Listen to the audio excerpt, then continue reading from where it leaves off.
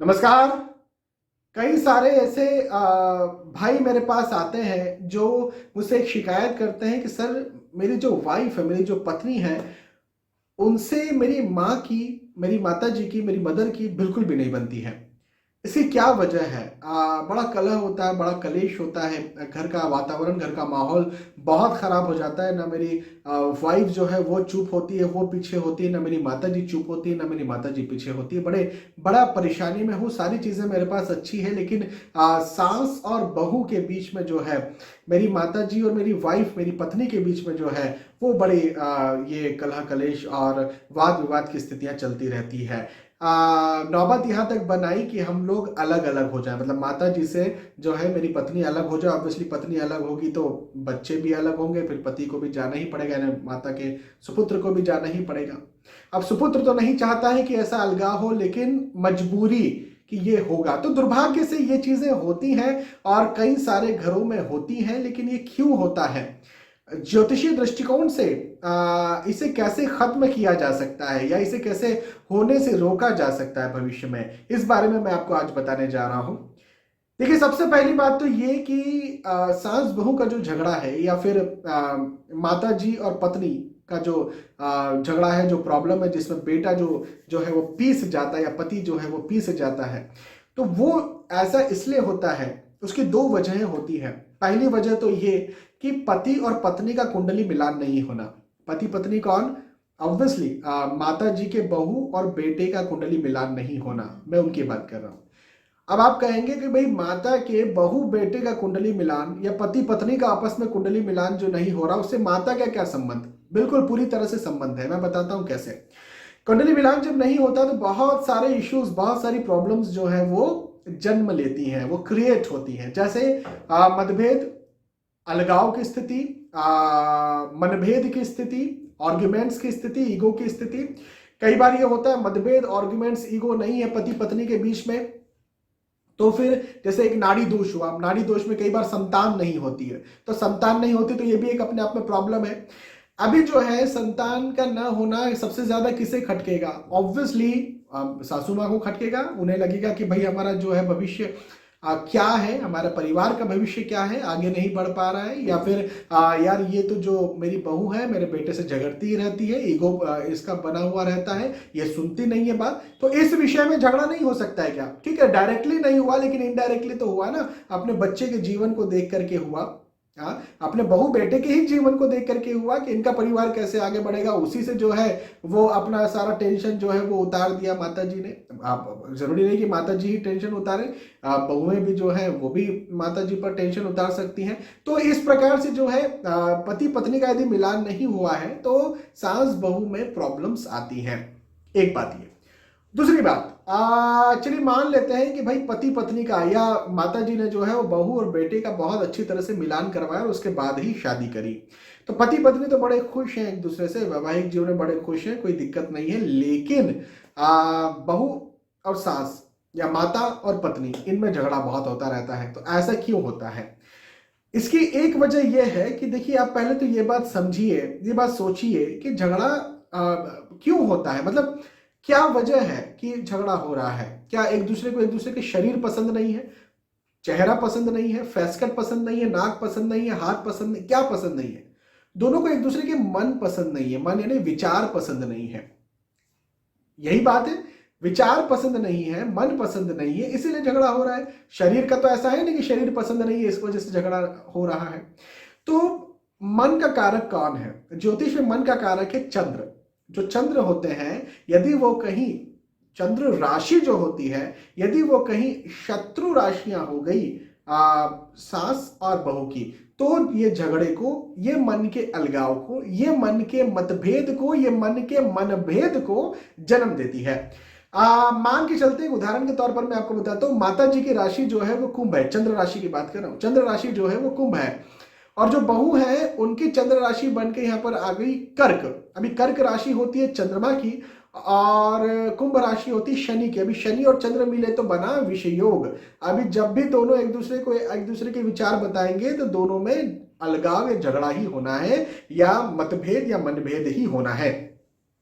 यहीं पर यदि माता जी की राशि जो है वो है कुंभ, और जो बहू है उनकी राशि कुंभ हो गई, या फिर मकर हो गई, या फिर यहाँ पर हो गई तुला, या फिर वृषभ हो गई, मतलब मित्र राशि हो गई। मतलब कुंभ राशि शनिदेव की राशि है, तो या शुक्रदेव की राशि हो गई, या शनिदेव की ही राशि बहू की भी हो गई, तो क्या होगा, तो यहाँ पर दोनों के विचार एक होंगे, दोनों का मन एक होगा, दोनों की सोच एक होगी, फिर दोनों का मतभेद वो उतना नहीं होगा जितना कलह कलेश को जन्म दे देता है।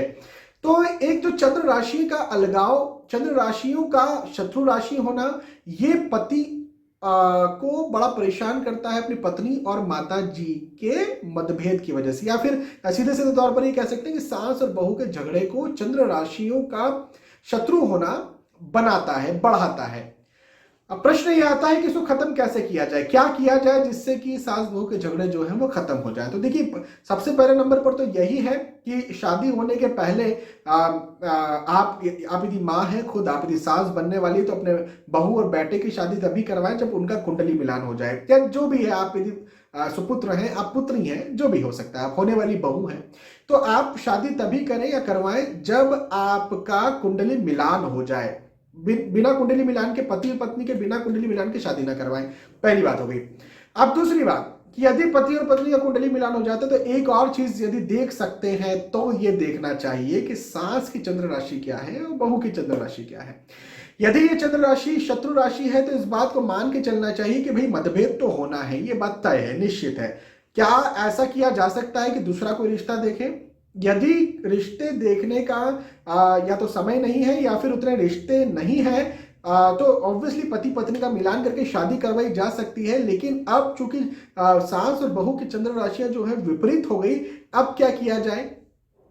तो अब ये किया जाए कि मैं एक्चुअली यहां पर ये कहना चाहूंगा, चूंकि चंद्र प्रॉब्लम क्रिएट कर रहे हैं ना, तो यहां पर सास और बहू दोनों को जो है वो चंद्र देव के लिए मंत्र करने चाहिए।